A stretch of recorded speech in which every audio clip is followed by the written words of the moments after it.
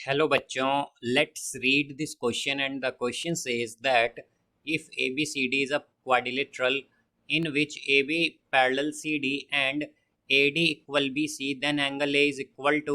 Now let's see the options. Option A angle B, option B 180 degree minus angle D, option C angle D and option D 1/2 angle B. तो आइए अब इस question को यहाँ पर हम solve कर लेते हैं। इस क्वेश्चन में कहा गया है कि ABCD एक क्वाड्रिलेटरल है जिसमें ए बी पैरेलल है सी डी के और ए डी इक्वल है बी सी के। तो हमें एंगल ए बताना है किसके इक्वल होगा। तो यहाँ पर हम की कॉन्सेप्ट यूज़ करेंगे, की कॉन्सेप्ट दैट इन पैरेललोग्राम। तो पैरेललोग्राम में हमारे पास क्या होता है, जो अपोजिट साइड्स होती हैं, अपोजिट साइड्स आर वो क्या होंगी, इक्वल होंगी, आर इक्वल एंड पैरेलल और पैरेलल होंगी। तो यहाँ से हम अगर देखें तो हमारे पास ये जो डायग्राम गिवन है इसे हम इस तरह से रीड्रॉ करेंगे। तो इसमें हमें क्या गिवन है, क्वाड्रिलेटरल ABCD गिवन है। तो अगर हम देखें तो यहाँ पर ये होगा A B C और D। अब यहाँ से हम अगर AB को प्रोड्यूस करें C E तक और हम E को C से ज्वाइन करें, तो जैसा कि हमें क्वेश्चन में गिवन है कि हमारे पास क्या है कि AB पैरेलल है CD के, बट हमें यहाँ पर AD जो है वो पैरेलल गिवन नहीं थी BC के। तो हम क्या कह सकते हैं कि हमने यहाँ पर EC को इस तरह से ड्रॉ किया है कि हमारे पास AD जो है वो पैरेलल हो EC के। तो हम क्या कहेंगे कि AD जो है वो पैरेलल है EC के बट बाय कंस्ट्रक्शन। ये कंस्ट्रक्शन से है हमारे पास, कंस्ट्रक्शन से।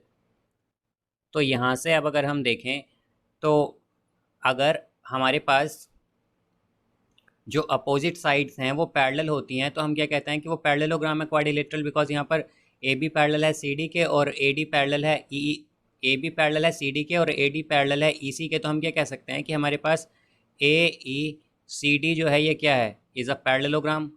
ये एक पैरेललोग्राम है हमारे पास। अब यहाँ से हम अगर देखें कि अगर ये पैरेललोग्राम है हमारे पास तो ए डी जो है वो किसके इक्वल होगी, हमारे पास ए डी इक्वल होगी ई सी के, बिकॉज जो पैरेललोग्राम होता है उसमें अपोजिट साइड्स इक्वल होती हैं और पैरेलल होती हैं। अब इसी तरह अगर हम देखें हमें बट क्वेश्चन में क्या गिवन है, हमें क्वेश्चन में गिवन है that A D is equal to B C. हमें क्वेश्चन में गिवन है A D is equal to B C. तो हम क्या कह सकते हैं कि बट हमारे पास अगर ए ई सी डी पैरेललोग्राम है तो हमारे पास क्या होगा कि ए डी इक्वल होगा ई सी के, बट हमें गिवन क्या है क्वेश्चन में कि ए डी इक्वल है बी सी के। तो यहाँ से हम क्या कह सकते हैं कि हमारे पास जो ई सी है ये इक्वल होगा बी सी के। तो अगर ई सी इक्वल है बी सी के तो हम जानते हैं कि इक्वल साइड्स जो हैं वो क्या करती हैं, इक्वल एंगल भी ड्रॉ करती हैं। तो हमारे पास जो एंगल सी बी ई है वो इक्वल होगा एंगल सी ई बी के, सी ई बी के। तो इसे हम यहाँ पर फर्स्ट मान लेंगे इक्वेशन। अब अगर हम देखें तो हमारे पास एंगल बी इस डायग्राम में plus angle C B E जो है ये दोनों क्या होंगे, ये इक्वल होगा इनका सम 180 डिग्री के, बिकॉज ये क्या है, ये एक लीनियर पेयर है और हम जानते हैं लीनियर पेयर क्या होता है या स्ट्रेट लाइन पर बना हुआ एंगल क्या होता है 180, उनका सम 180 डिग्री होता है, इसलिए इनका सम 180 डिग्री होगा।